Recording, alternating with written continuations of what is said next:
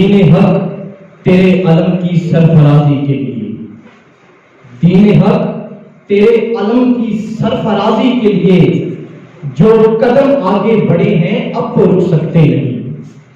عرصہ گاہ زیست میں فولاد کی مانند ہے، عرصہ گاہ زیست میں فولاد کی مانند ہے، ٹوٹ سکتے ہیں مگر ہم لوگ جھک سکتے نہیں۔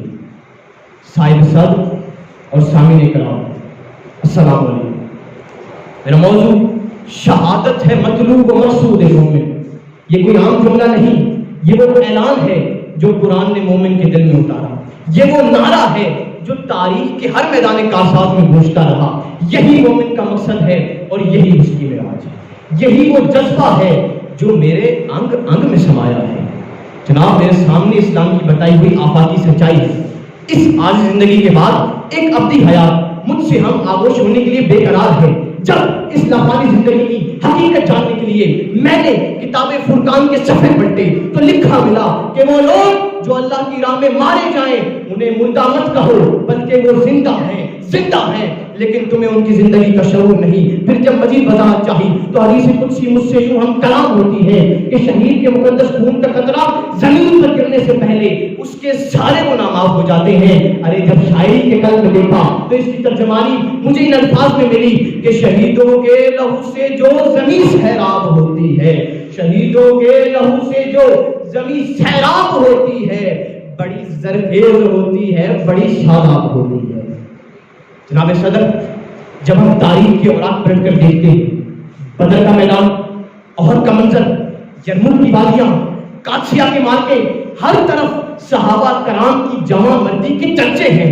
ایک طرف نیزے اور تلواریں، دوسری طرف ایمان کے پروانے۔ کبھی حضرت علی شیر خدا بن کر دشمن کو نیست و نابود کرتے ہیں، کبھی حضرت خالد بن ولید سیف اللہ کہلا کر دشمن کی صفوں کو کاٹتے ہیں، کبھی حضرت مصعب بن عمیر اپنے بازو کٹا کر بھی اسلام کا پرچم گرنے نہیں دیتے۔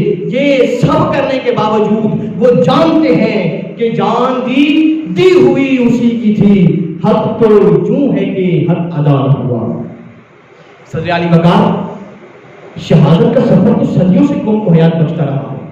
ذرا یاد کرو وہ منظر جنگ احد میں امیر حمزہ اگر اپنے سینے پر حبشی کا نیزہ نہ سہتے تو آج اسلام کی جلا نہ ملتی۔ جنگ یرموک میں عرب کی سرزمین لہو سے سرخ نہ ہوتی تو آج اسلام مل جاتا۔ جنگ قادسیہ میں مجاہدین کفار سے برسر پیکار ہو کر اپنی جانوں کی قربانیاں نہ دیتے تو آج اسلام کیسر و کسرا کے محلات تک نہ پہنچتا۔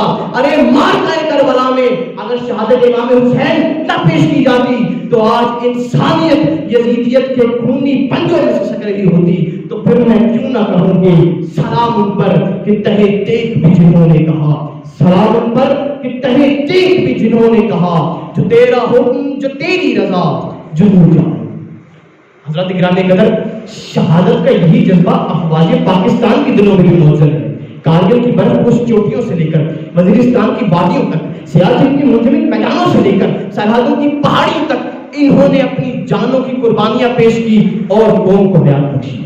Captain colonel Sher Khan, major Shabbir شہید، کیپٹن سیمر شہید اور سینکڑوں نوجوانوں کی قربانیاں اسی بات کی گواہی دیتی آ رہی ہیں کہ شہادت ہے مطلوب و مقصود مومن، شہادت ہے مطلوب و مقصود مومن، نہ مالے غنیمت نہ کشور کشائی، نہ مالے غنیمت نہ کشور کشائی۔ حضرت گرامی قدر، یہی وہ رتبہ ہے، یہی وہ جذبہ ہے جس کی وجہ سے مومن مسکراتا ہوا موت کی آغوش میں چلے جاتا ہے، کیونکہ وہ جانتا ہے کہ شہید زندہ ہے، شہید جاوداں ہے، شہید کی زندگی کہکشاں ہے۔ آج ہم سب پر فرض ہے کہ ہم اپنے شہداء کی قربانیوں کو یاد رکھیں، ان کے مشن کو آگے بڑھائیں، اپنے آنے والی نسلوں کی سانسوں کو ان کے لہو کی خوشبو سے معطر کریں۔